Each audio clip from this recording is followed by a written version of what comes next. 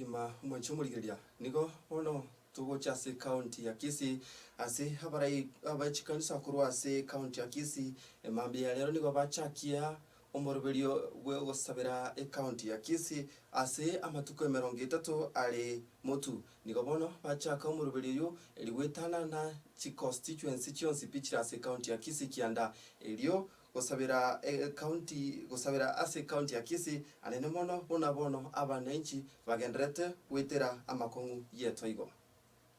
Majina naitwa Apostle Charles Isaboke, mwenyekiti wa Evangelical Alliance of Kenya Kisii County, tukisikana pamoja na Kisii Pastors and Forum Graji kwa sababu ya maombi ya Caravan, na naamini kwamba tunaanzia kutoka hapa mpaka mji wa Keroka, na mjue kwamba maombi haya yanahusu amani katika nchi yetu ya Kenya, na sio Kisii peke yake. Haya maombi yanahitaji amani kubwa sana amani ya kisiasa, amani yetu katika makanisa yetu, amani ya watoto wetu, na tunaomba kwa sababu mambo mengi ambayo yanatendeka sana watu wanachinyonga, mambo mengi ambayo yanatendeka katika jamii. So maombi haya yanahusu jamii nzima ya Mugusi, mahali popote natusikia kwamba tunawaombea na tunasimama kwa sababu yao.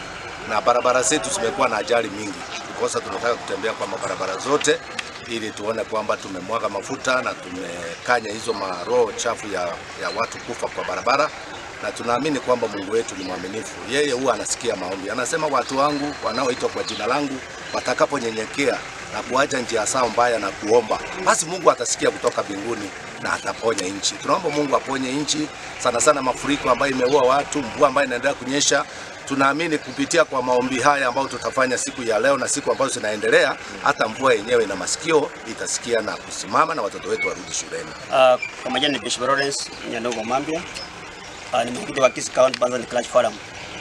Kwa tunashukuru Mungu kwa kupatia siku ya leo ambayo inaitwa leo, na tunapoenda kwanza msafara wetu makarabani yetu kuelekea mji wa Keroka.